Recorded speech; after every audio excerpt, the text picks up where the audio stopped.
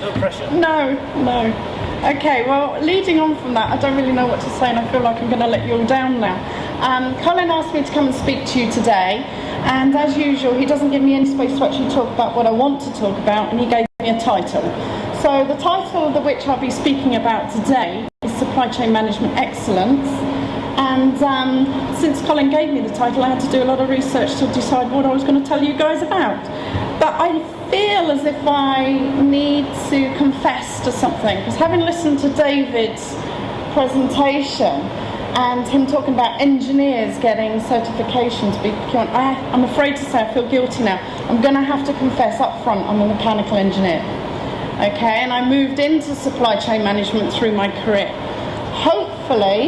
Hopefully you'll forgive me, because I then went on and did a PhD in procurement and supply chain management. So I did recognise as an engineer I needed to do something slightly different to move into the profession. I've been with the University of Glamorgan now for the last 8 years, and prior to that I worked in America as a supply chain manager. So a lot of my experience has been from the American perspective. Very similar to the UK, but there are some differences at times. And out in America, a lot of the supply chain managers are engineers, but with a procurement lens to them. So what I'm hoping to do today, obviously I've only got 20-25 minutes, so there's a lot to talk about in that amount of time, is really start us thinking about what we actually even mean by excellence, because I think that's quite a difficult terminology in its own right. How our view of excellence has changed, and really then, therefore, starting to talk about what excellence may mean in the future. Because right now is a difficult time for those of us in the public and the private sector. Even those of us in the university, it's a difficult time talking about what excellence means. Our consumer base, the students, are going to have to start paying more money for their products. So their view of excellence is going to change immeasurably over the next few years. So what I thought I'd do is, first of all, I'm not going to go through these definitions, but I looked in the dictionary. So what does excellence mean?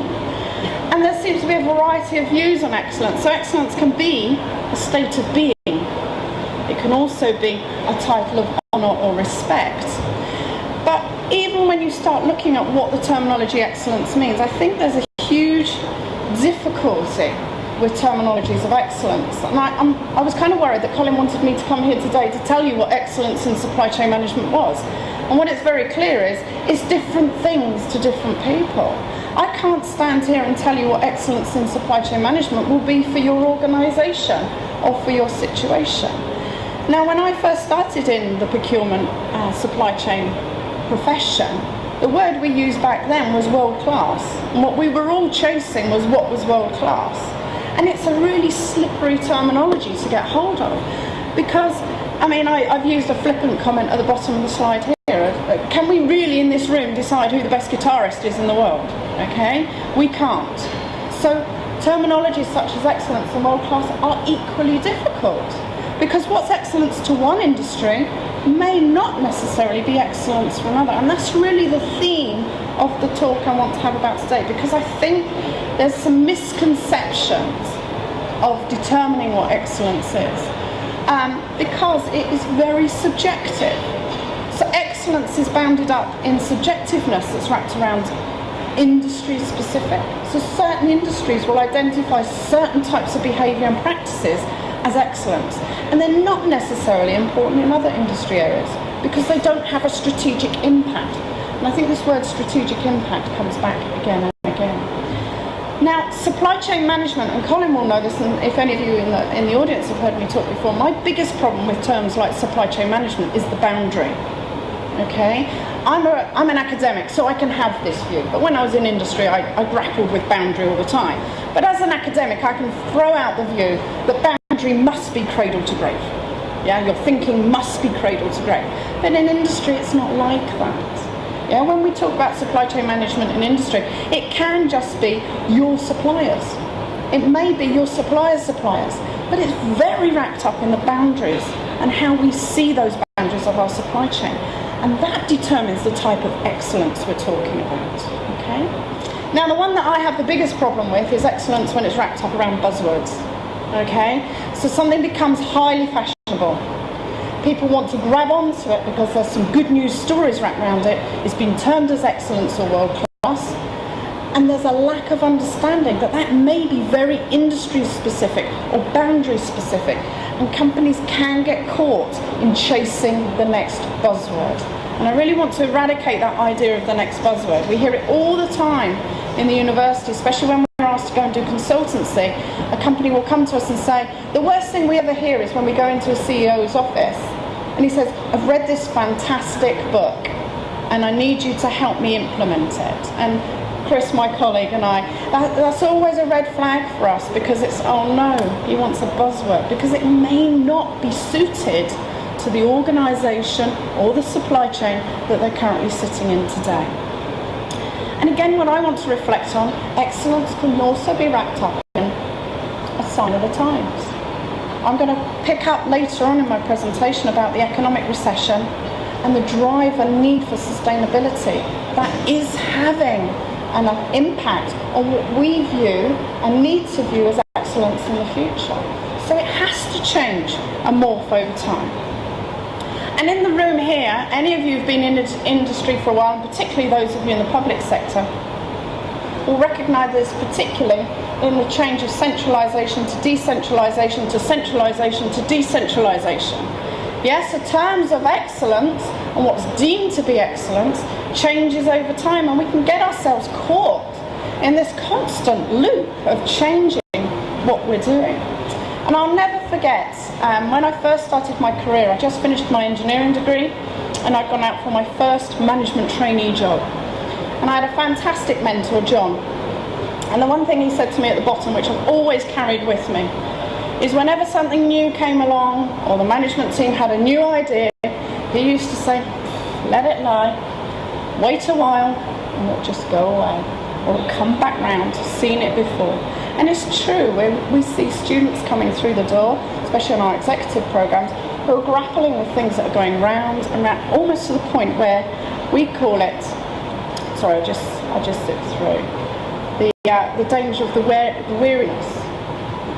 Yeah? Because if this view of excellence is constantly changing and we'll be driven to do different things all the time, we never allow the system to settle, to see what the good practice versus the bad practice, what works for us, what doesn't work for us, to bubble up to the top. So this wariness issue is a big thing.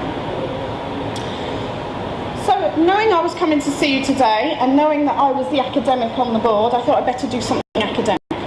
So I went through all of the academic journal papers on procurement and supply chain management starting in the 1980s to see what tended to be termed as excellence or world class in those 10-year time bands.